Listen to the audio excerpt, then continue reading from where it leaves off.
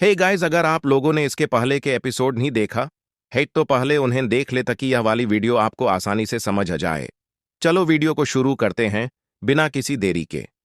मौजूद होगी। अब सीन शिफ्ट होता है दुकान में जहां ओजिन अपने मिर क्रिस्टल्स बेचने जाता है। टैक्स घटाने के बाद जब उसे असली कीमत पता चलती है तो वो गुस्से में एक गाली देता है, लेकिन खुद को काबू में कर लेता है। लेकिन भाई 20% टैक्स, अंदर ही अंदर वो इन लोगों को लुटेरे कहने से खुद को रोक नहीं पाता। लेकिन वो सोचता है कि चलो ये भी झेल लेंगे। तभी महिला उससे पूछती है कि वो किस कॉन्स्टलेशन से जुड़ा हुआ है। जैसे ही ओजिन जवाब देता है कि लायरा, तो कैशियर की हालत खराब हो जाती है। उसे विश्वास ही नहीं होता। वो दोबारा पूछती है और जब ओजिन उसे फिर से कंफर्म करता है तो वो सन्न रह जाती है। महिला उसे वीआईपी रूम में ले जाती है और अंदर घुसते ही ओजिन एक सुनहरे बालों वाले बंदे से सामना करता है। वह उसे एक साइड आई देते हुए घूरने लगता है। ओजिन सोचता है भाई ये कौन है? फिर उसकी नजर वाईपीसी के लिए रखे गए जबरदस्त डेजर्ट्स पर पड़ती है। भाई क्या शानदार खाना! वो खुद को रोक नहीं पाता और सीधे खाने पर टूट पड़ता है। सुनहरा बालों वाला लड़का अजीब नजरों से उसे देखता है, लेकिन ओजिन को कोई फर्क नहीं पड़ता। वो आराम से मुंह भरकर खा रहा होता है। खुश होकर वो सोचता है कि ये बचा हुआ खाना ऊना को देकर उसे भी खुश कर देगा। लेकिन तभी वो ब्लॉन्डी बोलता है, क्या तू कोई भिखारी है? ओजिन एक पल के लिए रुकता है, लेकिन ज्यादा रिएक्ट नहीं करता। लड़का फिर उसे ताने मारते हुए कहता है, तू इतना मुंह चला चलाकर क्यों खा रहा है? मेरी भूख ही मर गई। लेकिन ओजिन उसे इग्नोर करता है और शांति से जवाब देता है, तू बड़ा हिम्मती बंदा लग रहा है। अच्छा है, जवानी में जोश रहना चाहिए, बस बिना सोचे समझे बेवकूफी मत करना। ये सुनकर ब्लॉन्डी आग बबूला हो जाता है और ओजिन से पूछता है, तू पागल हो गया है क्या? बस कुछ खाकर ही खुद को बड़ा आदमी समझने लगा। लेकिन ओजिन सीधा बैठकर गर्व से कहता है, क्या तुझे पता है तू किससे बात कर रहा है? अब ब्लॉन्डी पूरी तरह कंफ्यूज हो जाता है, लेकिन ओजिन उसे और घुमा देता है, अगर तू वाईपी सेक्शन में है तो तुझे ये भी पता होना चाहिए कि मैं कौन हूँ। पार्क युंग वू के दिमाग में सवालों की झड़ी लगी हुई थी। आखिर ये बंदा कौन है? पहले तो उसने सोचा कि ये कोई बहुत फेमस आदमी होगा, तभी तो इतना कॉन्फिडेंट है। लेकिन फिर उसे ओजिन के बोलने के तरीके में कुछ अलग लगा, जैसे कोई बूढ़ा आदमी बात कर रहा। अचानक उसे याद आया कि 9 स्टार मेटा ह्यूमन बनने के बाद कुछ मामलों में उनकी उम्र कम दिखने लगती है। और अगर यही सच है तो क्या इसका मतलब है कि ओजिन उससे कहीं ज्यादा ताकतवर और अनुभवी है? यही सोचकर युंग वू की हालत खराब हो गई। तभी ओजिन ने उससे पूछा, किस गिल्ड से हो तुम बच्चा? इससे पहले कि युंग वू कुछ बोल पाता, उसने देखा कि ओजिन एकदम सीरियस फेस बनाकर उसे घूर रहा। अचानक उसके अंदर डर बैठ गया। वो हकलाते हुए झुक गया और बोला, मैं पंडाइनस गिल्ड का हूँ सर। ओजिन के मन में तुरंत एक ख्याल आया, ओ ये तो फंस गया। पंडिनस गिल्ड टॉप 10 गिल्ड्स में से एक थी और ये स्कॉर्पियो मेटा ह्यूमंस की गिल्ड थी। ओजिन ने अपनी स्माइल दबाते हुए कहा, ओ तो तुम्हारे गिल्ड मास्टर से मेरी अच्छी जान पहचान है। युंग वो चौंक गया, क्या आप हमारे गिल्ड मास्टर को जानते हैं? ओजिन ने अपने एक्टिंग स्किल्स का पूरा इस्तेमाल करते हुए झूठ बोला, अरे क्या बताऊं, पुराने दिनों में हम साथ बैठकर खाना खाते थे, सोना जाते थे और हर जगह साथ घूमते थे। युंगवू को तो जैसे शौक लग गया। सच में वह अपने गिल्ड मास्टर को हमेशा एक सीरियस और डिसिप्लिन्ड इंसान के रूप में जानता था, लेकिन अगर ये आदमी उसके गिल्ड मास्टर का करीबी है तो इसका मतलब है कि ये कोई बड़ा खिलाड़ी है। ओजिन ने इस मौके का पूरा फायदा उठाया। उसने युंगवू को बेवकूफ बनाते हुए कहा, अच्छा सुनो, जब गिल्ड मास्टर से मिलो तो मेरा नाम क्वानिनो बताना और कहना कि मैंने उसे याद किया। युंगवू ने झुककर माफी मांगी, मुझे माफ करिए सर, मैंने आपको पहचानने में गलती कर दी। अब तक ओजिन का प्लान पूरी तरह सफल हो चुका था। उसे एक और ख्याल आया और उसने कहा, अगर तुम्हें सच में बुरा लग रहा है तो एक काम करो, ये बचे हुए स्नैक्स पैक कर दो। और युंगवू पूरी ईमानदारी से हर एक स्नैक पैक करने में जुट गया। ओजिन अंदर ही अंदर मजे ले रहा था। उसे ह्यून का ख्याल आया, ह्यून तो ये सब देखकर बहुत खुश हो गई। युंगवू अब चला गया था और ओजिन को राहत मिली कि उसने एक बेवकूफ से पीछा छुड़ा लिया। लेकिन असली मजा तो उसे तब आया जब उसने देखा कि युंगवू अपना वॉलेट वहीं छोड़ गया था। जैकपॉट, ओजिन ने मन में सोचा। उसने वॉलेट खोला और देखा कि उसमें काफी कैश और एक म्यूटेंट मायर क्रिस्टल था। ये यहाँ क्या कर रहा है? ओजिन को लगा कि कुछ गड़बड़ है, क्योंकि म्यूटेंट मायर क्रिस्टल बहुत रेयर होते हैं और इन्हें हासिल करना आसान नहीं होता। तो फिर ये क्रिस्टल युंगवू के पास कैसे आया? वह इस बारे में सोच ही रहा था कि तभी एक नया शख्स कमरे में दाखिल हुआ। माफ करिए, आपको इंतजार करवाया? उसने कहा, मैं हानजुन हूँ, एसोसिएशन की टीम का लीडर। हानजुन ने ओजिन से हाथ मिलाया और जैसे ही ओजिन ने उसका हाथ पकड़ा, उसे इस बंदे की पावर का अंदाजा हो गया। ये तो पहले मिले हर किसी से ज्यादा ताकतवर लग रहा है, ओजिन ने सोचा। हानजुन ने अपने टॉरस कॉन्स्टलेशन का जिक्र किया और बताया कि वह 6 स्टार मेटा ह्यूमन है। अब ओजिन को एहसास हुआ कि इस बार उसके सामने कोई बेवकूफ नहीं बल्कि एक असली मॉन्स्टर खड़ा है। लेकिन हानजुन को अब तक यकीन नहीं हुआ कि ओजिन के पास लायरास स्टिग्मा है। अगर आप सच में लायरास स्टिग्मा रखते हैं तो हमें एक टेस्ट करना होगा। ओजिन को इससे कोई आपत्ति नहीं थी। उसने अपने सीने पर स्टिग्मा दिखाया, लेकिन हानजुन पूरी तरह संतुष्ट नहीं था। मुझे खुद चेक करना होगा। अब मामला सीधा फाइट तक पहुंच चुका था। हानजुन और ओजिन एक दूसरे के सामने खड़े हो गए। ओजिन ने पूछा, क्या मैं अपनी खुद की वेपन इस्तेमाल कर सकता हूं? हानजुन ने एक ठंडी मुस्कान के साथ जवाब दिया, बिल्कुल। ओजिन के मन में एक ही सवाल है, क्या उसकी लायरा स्टिग्मा की ताकत एक 6 स्टार टॉरस से टक्कर ले सकती है? आखिर 4 स्टार का इतना बड़ा अंतर क्या उसका स्टिग्मा भर सकता है? इसका जवाब तो अब सिर्फ फाइट ही देगी। ओजिन बिना कोई वक्त गंवाए हान की तरफ तेजी से बढ़ता है। जैसे ही उसका भाला स्पीयर हान के करीब आता है, नीली बिजली जैसी ऊर्जा चारों तरफ फैलने लगती है। हान के चेहरे पर हैरानी साफ झलक रही थी। एक 2 स्टार मेटा ह्यूमन इतना ताकतवर कैसे हो सकता? लेकिन हान भी कोई मामूली इंसान नहीं था। उसने ओजिन के हमले को बड़ी आसानी से रोक लिया और ओजिन को झटका देकर पीछे धकेल दिया। ओजिन जमीन से टकराता है लेकिन तुरंत उठ खड़ा होता है। हान उसकी हालत देखकर उसकी चिंता करता है, लेकिन ओजिन बस एक ही चीज सोच रहा है, मुझे अभी और लड़ना है। हान की ताकत को देखते हुए ओजिन समझ जाता है कि सिर्फ थ्रस्ट, सीधे वार से कुछ नहीं होने वाला। वो अपनी लाइटनिंग स्किल को इस्तेमाल करने का फैसला करता है। उसकी बिजली वाली ऊर्जा अब और भी ज्यादा तेज और खतरनाक हो चुकी थी, लेकिन हान भी अनुभवी योद्धा था। उसने ओजिन के हमले को डॉज करने की बजाय उसे डिफ्लेक्ट कर दिया। अब ओजिन एक नई चाल चलता है। वो हान की ताकत का इस्तेमाल उसी के खिलाफ करने की योजना बनाता है, लेकिन जैसे ही वो हान पर पूरी ताकत से हमला करता है, अचानक उसके शरीर में अजीब सी फीलिंग आती है। क्या ये अचानक मेरी लाइटनिंग स्किल लेवल 2 पर कैसे पहुंच गई? ओजिन की ऊर्जा अचानक से बढ़ जाती है। उसका शरीर भी पहले से ज्यादा ताकतवर महसूस होने लगता है। हान को भी अब पहली बार डर का एहसास होता है। ये लड़का और भी ज्यादा मजबूत होता जा रहा है। ओजिन पूरी ताकत से हान की ओर बढ़ता है, लेकिन तभी उसका शरीर अचानक जवाब दे देता है, शिट, मैंने अपनी ताकत जरूरत से ज्यादा इस्तेमाल कर ली। वो जमीन पर गिर जाता है। हान घबराकर तुरंत दौड़ता है, मेडिक्स को बुलाओ और जल्दी से पोषण लाओ। कुछ समय बाद ओजिन एक महंगे पोषण की घूंट भरता है। उसकी ताकत धीरे धीरे लौटने लगती है। हान अब राहत की सांस लेता है, क्योंकि ओजिन गंभीर रूप से घायल नहीं हुआ था, लेकिन ओजिन इस लड़ाई में हारकर भी जीत चुका था। उसने एक 6 स्टार मेटा ह्यूमन को अपनी पूरी ताकत झोंकने पर मजबूर कर दिया था। हान खुद भी दंग था। वेगा स्टार का यह पोस्टल ये उम्मीद से कहीं ज्यादा खतरनाक है। कुछ देर सोचने के बाद हान एक नई ऑफर देता है। ओजिन, मैं तुम्हें एसोसिएशन में शामिल होने का ऑफर देना चाहता हूँ, चलो इस पर चाय के साथ बात करते हैं। ओजिन अंदर ही अंदर मुस्कुराता है। वो पहले से ही जानता था कि एसोसिएशन उसे अपने साथ जोड़ना चाहती, लेकिन ओजिन को किसी भी गिल्ड या ऑर्गेनाइजेशन से खुद को बांधना नहीं था, क्योंकि वो अभी भी नहीं जानता था कि उसे रिग्रेसर बनने के लिए क्या करना होगा। मुझे खेद है, लेकिन मैं एसोसिएशन का हिस्सा नहीं बन सकता, ओजिन जवाब देता है और जाने के लिए उठता है। लेकिन हन इतनी जल्दी हार मानने वालों में से नहीं था। रुको ओजिन, मैं तुम्हें एक और ऑफर देता हूँ। हन एक दिलचस्प प्रस्ताव रखता है। तुम्हें एसोसिएशन ज्वाइन करनी होगी, लेकिन तुम्हें यहाँ काम करने की जरूरत नहीं पड़ेगी, फिर भी तुम्हें हर महीने सैलरी दी जाएगी, फ्री में पैसा। ओजिन अंदर ही अंदर सोचता है, ये आदमी मुझे बिना कुछ किए पैसा देने की बात कर रहा है। उसका लालच अब बढ़ने लगा था। हान को महसूस होता है कि ओजिन ऑफर को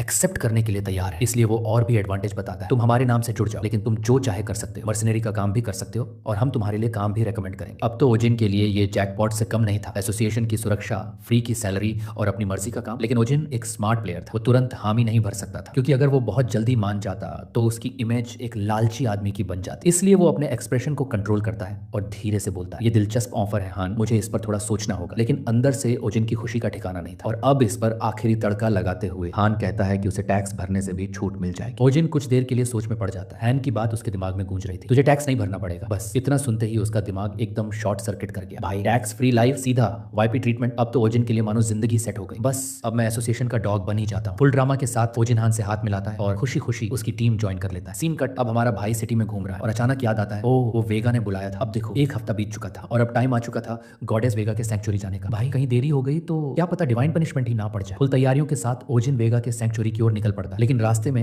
एक अजीब सीन देखने को मिलता है। लोग संकेतों के आगे झुककर प्रार्थना कर रहे थे, कृपया हमें अपनी शक्ति दो, हम नीच कीड़ों पर दया करो, हमें भी मेटा ह्यूमन बना दो। ओजिन ये सब देखता है और सोचता है, सच में इन हालातों में मेटा ह्यूमन बनना ही सर्वाइवल का सबसे बड़ा रास्ता है। लेकिन उसे इससे क्या भाई, उसका तो गॉडेस वेगा के पास एक्सक्लूसिव इनविटेशन है। सैंक्चुरी का ब्लू पोर्टल चमकता हुआ दिखता है। चलो एंट्री मारी जाए। जैसे ही वो अंदर जाता है, भाई क्या विजन था। एक अलग ही दुनिया, बाहर की दुनिया से पूरी तरह कटी हुई, चारों तरफ सितारों से भरा नजारा और बीच में एक विशाल वृक्ष, मानो खुद मिल्की वे उसमें कैद हो। भाई क्या ओपी सीन है। वो आगे बढ़ता है और आखिरकार गॉडेस वेगा से सामना हो ही जाता है। वेगा मुस्कुराते हुए उसका स्वागत करती है। ओजिन, मेरे प्यारे रिग्रेसर, तुम आ ही गए। अब यहाँ देखो। ओजिन फुल एक्टिंग मोड में आ जाता है। वेगा तुमसे मिले बिना तो जैसे जिंदगी अधूरी थी। गॉडेस वेगा फ्लस्टर्ड भाई सीधे गुलाबी हो जाती है, ये क्या बोल रहा है। लेकिन ओजिन को कौन रोक सकता है। मैंने बिना सोचे समझे बोल दिया, लेकिन वेगा तुम हमेशा से इतनी खूबसूरत रही। वेगा अंदर से हिल जाती है। रुको, क्या ये मुझे पटाने की कोशिश कर रहा है। लेकिन फिर भी वो संभलती है और बोलती है, ओजिन तुम्हारी चापलूसी से कोई फायदा नहीं, मैं तुम्हारे लिए कुछ नहीं कर सकती। अबे ये तो मुश्किल लग रही है। खैर बात आगे बढ़ती है। वेगा उसे 2 स्टार बनने पर बधाई देती है और उसकी प्रोग्रेस देखकर इंप्रेस होती है। ओजिन को फुल घमंड चढ़ जाता है, अरे ये तो मेरा रोज का काम है। लेकिन तभी वेगा सवाल दाग देती है, ओजिन उस भविष्य के बारे में बताओ जिससे तुम आए हो। बस भाई ओजिन सीधा पसीना पसीना, अब क्या बताऊं। लेकिन ओजिन ठहरा महान स्कैमर, एक स्टोरी बना देता हूँ। वो एकदम कॉन्फिडेंस में बोलता है, गॉडेस भविष्य में एक महान शैतान प्रकट होगा जिसे हेवनली डेमन कहा जाएगा। वेगा सीरियस हो जाती है, हेवनली डेमन, क्या वो ब्लैक हेवंस का मालिक है। ओजिन तुरंत सर हिलाता है, हाँ लेकिन उसकी पहचान छुपी हुई है, कोई नहीं जानता कि वो इंसान है या कुछ और। वेगा एक और घातक सवाल पूछ देती है, ओजिन अगर तुमने स्टार ऑफ ओथ्स से समय में वापस यात्रा की तो इसका मतलब है कि तुमने ब्लैक हेवंस के मालिक को मारा होगा, है ना। अबे स्टार ऑफ ओथ्स क्या बला है। ओजिन फुल ब्लैंक हो जाता है, ये तो मेरे प्लान में था ही नहीं। वो जल्दी से सोचना शुरू करता है, अगर ब्लैक हेवंस का मालिक मर चुका था तो क्या ली शिन्युक ने उसे मारा था। इतने सवाल उसके दिमाग में घूम रहे थे कि वो बस साइलेंट हो गया। नहीं, अब अगर मैं हिचकिचाया तो वेगा को शक हो जाएगा। ओजिन अचानक अपने ख्यालों से बाहर आता है और एक नई कहानी गढ़ता है। वो बताता है कि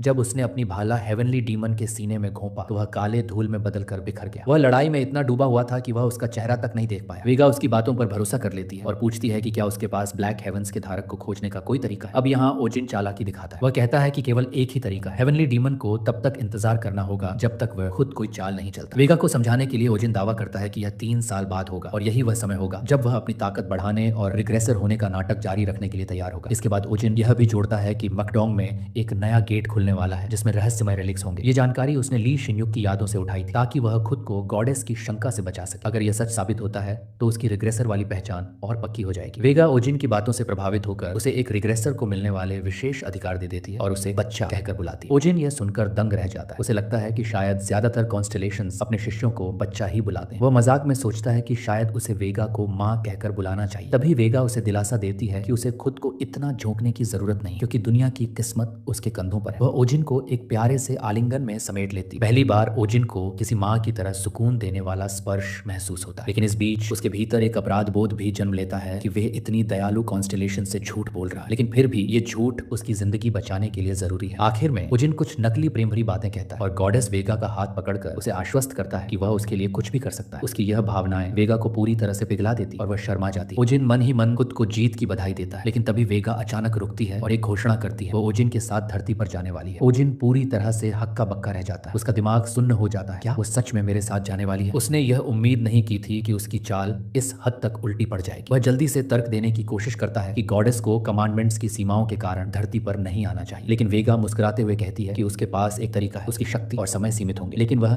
एक पेंडेंट के माध्यम से अपनी उपस्थिति बनाए रख सकती है। वह पेंडेंट ओजिन को पकड़ाते हुए समझाती है कि अगर वह इसे कुछ घंटों तक पहने रखे तो वह उसके साथ कुछ समय तक रह सकेगी। ओजिन अंदर ही अंदर रोने लगता है। अब तो हर दिन रिग्रेसर की एक्टिंग करनी पड़ेगी, लेकिन बाहर से वह मुस्कान बनाए रखता है। अगला सीन सॉन्ग हयुन के घर में कट होता है, जहां वह ओजिन और उसकी नई मुसीबत के बारे में जानकर परेशान हो जाती है। एक छोटी सी वेगा अब ओजिन के पीछे घूम रही है और हयुन ये सोचकर पागल हो रही है कि कॉन्स्टेलेशंस कैसे धरती पर आ सकते हैं। लेकिन वेगा और हयुन के बीच की बहस में ओजिन बुरी तरह फंस जाता है। रात के समय एक और अजीब सीन सामने आता है। वेगा पहली बार एक बर्गर खा रही होती है और पूरी तरह से उसमें खो जाती है। हयुन ये देखकर चौंक जाती है कि कॉन्स्टेलेशंस भी इंसानों की तरह भोजन कर सकते हैं। वेगा यह स्वीकार करती है कि यह उसका पहला इंसानी खाना है और ओजिन भी पहला इंसान है जिसे उसने अपना शिष्य बनाया है। उनको अब भी समझ नहीं आता कि ओजिन में ऐसा क्या खास है, लेकिन वेगा बिना किसी हिचकिचाहट के जवाब देती है, इस दुनिया में ओजिन से ज्यादा खास कोई नहीं। ओजिन ये सुनकर कुछ पलों के लिए चौंक जाता है, लेकिन फिर उसे एहसास होता है अब तो खेल और बड़ा होने वाला है। गॉडेस को उस पर इतना भरोसा है कि वो कहती है एक दिन पूरी दुनिया जानेगी कि वो बाकी सबसे ज्यादा खास है और एक महान इंसान बनेगा। ये सुनकर सॉन्ग को लगता है कि ओजिन जरूर कोई जबरदस्त स्कैमर होगा। तभी वेगा कहती है कि ह्यून भी स्पेशल है, जिससे हान हैरान रह जाती है। इस बीच क्वान समझ जाता है कि वेगा देख सकती है कि ह्यून भी एक मेटा ह्यूमन है। गॉडेस पूछती है कि क्या उसे इस बारे में पता नहीं था, जिससे हान और कंफ्यूज हो जाती है। अचानक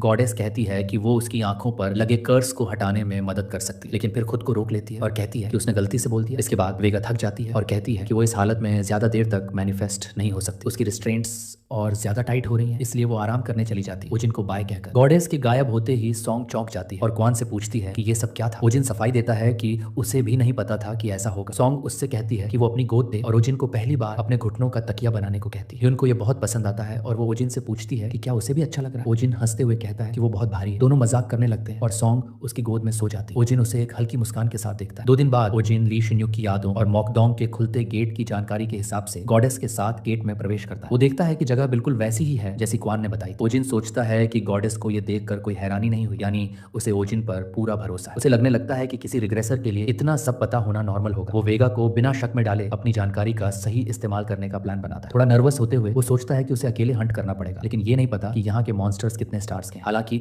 वो महंगे इंटरमीडिएट पोशंस लेकर आया है। वो सोचता है कि उसे एक्वेरियस हासिल करना ही होगा ताकि पोशंस बनाकर अच्छे पैसे कमा सके। तभी अचानक उसे महसूस होता है कि कुछ उसके पास से गुजरा। चौकन्ना होते ही ओजिन देखता है कि वो एक टेंटेकल। वेगा उसे घूर कर देखती है और कहती है कि ये तो बहुत अजीब सा प्राणी। वो ओजिन से पूछती है कि क्या हर गेट में ऐसे ही क्रीचर्स होते हैं। ओजिन फैसला करता है कि वो इस मॉन्स्टर को मारकर वेगा को इंप्रेस करेगा, क्योंकि वो उसे देख रही। वो अपनी स्पीयर को बिजली से चार्ज करता है और जैसे ही मॉन्स्टर पर वार करता है वो फट जाता है। ओजिन को घिन आ जाती है और वो कहता है कि ये तो मरे हुए हालत में भी बहुत गंदा है। लेकिन अगले ही पल पहले जैसे कई और क्रीचर्स अचानक सामने आ जाते हैं और ओजिन की तरफ लपकते हैं। वो घबरा जाता है क्योंकि ये क्रीचर्स मरते ही फट जाते हैं, जिससे उसकी मूवमेंट लिमिट हो जाती है। अब वो अपनी स्पेशल पावर इस्तेमाल करने का फैसला करता है, लॉन्ग रेंज स्किल। वो स्पीयर में बिजली भरता है और गॉडेस हैरानी से देखती रह जाती है। अगले ही पल वो बिजली से भरी हुई स्पीयर को क्रीचर्स की ओर फेंकता है और एक ही बार में सबको उड़ा देता है। ओजिन को गर्व महसूस होता है कि उसने वही टेक्निक इस्तेमाल कर ली जो पहले सिर्फ गॉडेस के आशीर्वाद के साथ ही काम करती। वेगा को अपनी आंखों पर यकीन नहीं होता। वो कहती है कि स्पीयर लाइटनिंग वेगा स्टार स्टिग्मा की इंटरमीडिएट टेक्निक है और ओजिन की पावर काफी अच्छी है। इसके बाद गॉडेस उसे और टेक्निक्स सिखाने की सोचती है, लेकिन फिर याद आता है कि ओजिन तो पहले से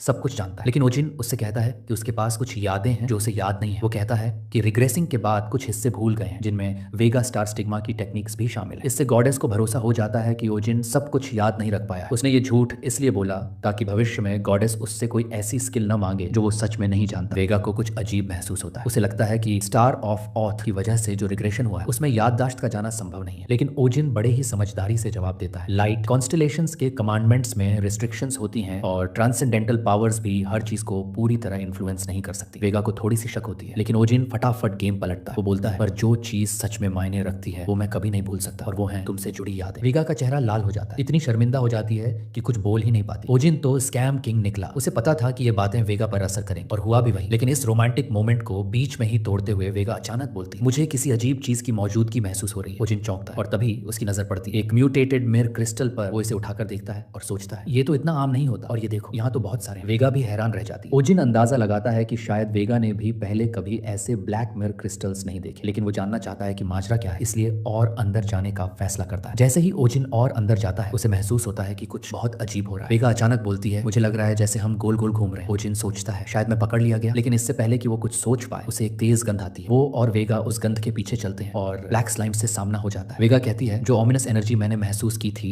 वो यहाँ और भी ज्यादा बढ़ गई है। और फिर वो देखते हैं बीच में एक विशाल स्टोन स्टैचू रखा हुआ है। ओजिन इसे देखते ही समझ जाता है कि ये एक रिलिक है। वो सोचता है अगर ये एक स्टार रिलिक भी हुआ तो कम से कम 10 मिलियन वोन की कीमत तो होगी ही। और फिर एक और ख्याल दिमाग में आता है, अगर ये 6 स्टार रिलिक हुआ तो ओजिन के दिमाग में बस पैसों की बारिश हो रही होती। वेगा देखती है कि ओजिन एकदम पैसे के सपने देख रहा है और सोचती है ये लड़का इतना अजीब क्यों है, लेकिन सपना जल्दी ही टूट जाता है क्योंकि ब्लैक स्लाइम्स फिर से आ जाते हैं। ओजिन सोचता है ये कमजोर से दिखने वाले ब्लैक स्लाइम्स इस रेलिक की रक्षा कर रहे हैं, और ओजिन को इससे फर्क नहीं पड़ता। वो सोचता है कोई बात नहीं, जितने भी आएंगे मैं निपट लूंगा। लेकिन स्लाइम्स अचानक आपस में मिलकर एक गायब हो जाता है, और जब वो दोबारा प्रकट होता है वो एक विशाल दैत्य जैसा बन चुका होता है। ओजिन की हालत खराब हो जाती है। वो सोचता है ये क्या बकवास है। वेगा फिर भी बिल्कुल शांत रहती है। उसे लगता है कि ओजिन को पहले से पता था कि ऐसा होने वाला है, लेकिन ओजिन मन में बोल रहा होता है, नहीं मुझे कुछ भी नहीं पता था। अब वो एक बहुत बड़े पंगे में फंस चुका था। ओजिन पहले सोच रहा था कि उसे बस रेलिक उठाना है और निकल लेना है, लेकिन अब वो अपने सबसे खतरनाक दुश्मन के सामने खड़ा था। अब ओजिन के पास कोई और रास्ता नहीं था। वो सोचता है ये स्लाइम्स तो पहले बहुत कमजोर थे, लेकिन अब ये अचानक इतने ताकतवर कैसे हो गए। लेकिन उसके पास अभी समय नहीं था ज्यादा सोचने का। ओजिन फटाफट अपनी पिस्तौल निकालता है। वो सोचता है शुक्र है मैंने ये पिस्तौल सेल्फ डिफेंस के लिए खरीदी। अब ये देखना होगा कि ओजिन इस खतरनाक मॉन्स्टर से कैसे निपटेगा। ओजिन ने एक तेज रोशनी वाला फ्लेयर दागा जिससे राक्षस चौंध दिया गया। वो गुस्से में घुर रहा है, लेकिन इससे पहले कि वह संभल पाता ओजिन ने इसी मौके का फायदा उठाकर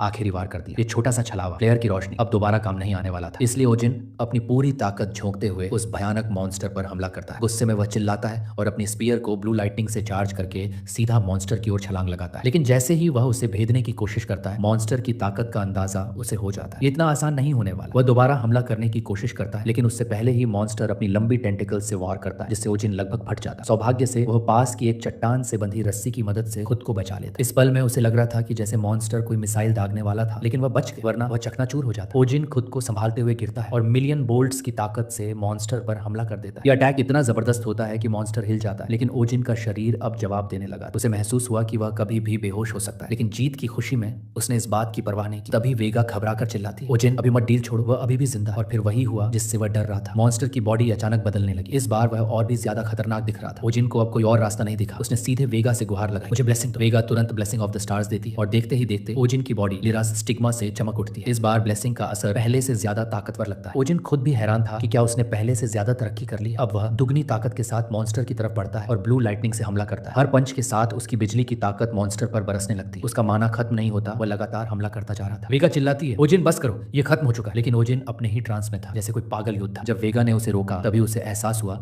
कि वह हद से ज्यादा आगे बढ़ चुका है। अचानक उसके सीने में जलन महसूस होती है। वेगा जब ये देखती है तो उसकी आंखें फटी रह जाती है। लायरस स्टिग्मा 3 सितारों तक पहुंच चुका था। बिजली की ताकत भी पहले से ज्यादा बढ़ गई थी, लेकिन उसे यह रफ्तार ठीक नहीं लग रही थी क्योंकि नॉर्थ स्टार स्टिग्मा को लेवल अप करना इतना आसान नहीं था। ओजिन की यह प्रगति बेहद असामान्य थी। तभी ओजिन की आंखें धीरे धीरे बंद होने लगती हैं और वह बेहोश होकर गिर जाता है। वेगा तुरंत उसके पास जाती है और उसे जगाने की कोशिश करती है। कुछ समय बाद ओजिन हल्का सा अपनी आंखें खोलता है और वेगा को देखकर सोचता है कि वह सपना देख रहा है। जब उसे होश आता है तो वह खुद को वेगा की गोद में पाता है। घबराकर वह उठने की कोशिश करता है, लेकिन वेगा तुरंत उसकी नाक पर थप्पड़ मारती है। उठने की कोशिश मत करो, अभी तुम्हें आराम की जरूरत है। फिर वह ओजिन को डांटती है, तुम खुद को संभालते क्यों नहीं? मैं जानती हूँ कि तुम रिग्रेसर हो, लेकिन तुम अभी भी इंसान ही हो। खुद का ख्याल रखना सीखो। ओजिन ये सब सुनकर सोचने लगता है, वह हमेशा मुझे बच्चा कहती थी, लेकिन आज पहली बार वह सच में माँ जैसी लग रही है। ओजिन अभी भी वेगा के एक्सप्रेशन पढ़ रहा है और सोच रहा है कि कहीं वो उस पर शक तो नहीं कर रहे। आखिरकार उसे उसकी ब्लेसिंग के बावजूद बड़ी मुश्किल से जीत मिली थी, लेकिन उसके पास कोई और चारा भी नहीं था। तभी वेगा उसे बुलाती है और पूछती है कि क्या उसने अभी अभी उसे उसके नाम से बुलाया था। ओजिन थोड़ा कंफ्यूज हो जाता है, ये सोचकर कि आखिर वो इस बारे में क्यों पूछ रही है। वेगा हल्की सी शर्माते हुए कहती है कि वो उसे डांटने के लिए नहीं पूछ रही, बल्कि अगर ओजिन चाहे तो उसे उसके नाम से ही बुला सकता है। फिर थोड़ी झिझक के साथ वो अपने गले को साफ करते हुए कहती है कि उनका रिश्ता इतना इंटीमेट तो है ही। ये सुनकर ओजिन असहज महसूस करने लगता है। माहौल थोड़ा अजीब होता देख ओजिन जल्दी से सफाई देता है कि उसने बस गलती से उसका नाम लिया था क्योंकि वो होश में नहीं था। लेकिन वेगा को ओजिन का जवाब पसंद नहीं आता। गुस्से में वो ओजिन के गाल पकड़कर उसे खींचते हुए पूछती है कि क्या अब वो उससे कैजुअली बात नहीं करना चाहता। ओजिन दर्द में करा उठता है और खुद को बचाने के लिए वादा करता है कि हाँ, अब से वो उससे कैजुअली बात करेगा। ये सुनकर वेगा खुश हो जाती है। कुछ देर बाद वेगा की ताकत कमजोर पड़ने लगती है और उसके डिवाइन रिस्ट्रिक्शंस फिर से एक्टिव हो जाते हैं। वो सोचती है कि इस बार उसकी रिकवरी में काफी समय लग सकता है। ओजिन उसे संघर्ष करते देख माफी मांगता है और मानता है कि उसने लायरास पावर का बहुत ज्यादा इस्तेमाल कर लिया और अगर वो होश नहीं खोता तो शायद ये सब नहीं होता। वेगा उसे शांत करने के लिए कहती है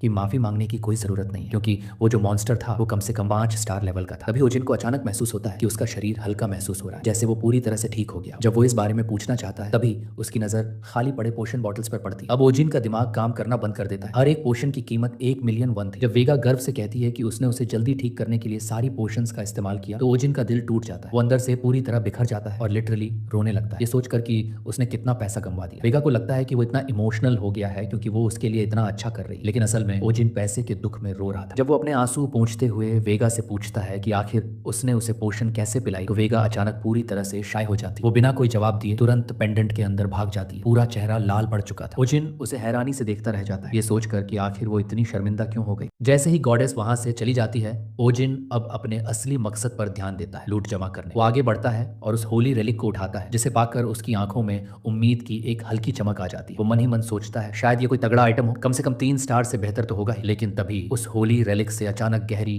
काली और उग्र एनर्जी फूट पड़ती है। एक अजीब सा दबाव उसकी सांसों को थाम लेता है। ओजिन के होश उड़ जाते हैं क्योंकि उसे महसूस होता है कि ब्लैक हेवंस ने उस रेलिक के अंदर छुपी डार्क स्टार की ताकत को खुद में समेटना शुरू कर दिया। धीरे धीरे जैसे जैसे वो शक्ति खींचती जाती है ब्लैक हेवंस की अंदरूनी ट्रेट इवॉल्व हो जाती है। अब न सिर्फ उसकी ऑरा छुपी रहेगी बल्कि उसकी पूरी एग्जिस्टेंस तक का कोई सुराग नहीं मिलेगा। वो पूरी तरह से अदृश्य बन चुका था। इतनी भारी ऑरा महसूस करके ओजिन पूरी तरह स्टंड रह जाता है। उसे तो अंदाजा भी नहीं था कि ब्लैक हेवंस होली रेलिक से भी एनर्जी अब्सॉर्ब कर सकता है। जैसे ही वो रेलिक की तरफ दोबारा देखता वो पूरी तरह खाली हो चुका होता है। एक झटका लगता है उसे, ये तो अब बेकार हो गया। उस रेलिक को जब उसने पहली बार छुआ था तब जो चिपचिपी और गहरी एनर्जी उसने महसूस की थी वो अब गायब हो चुकी थी। ओजिन की हालत बिगड़ जाती है। वो जमीन पर लोट लगाते हुए बिल्कुल बच्चे की तरह फूट फूट कर रो पड़ता है। ये रेलिक, मैंने कितना पसीना बहाया इसके लिए, अब सब गया। लेकिन उसके ये बेबस आंसू ज्यादा देर तक नहीं बह पाते।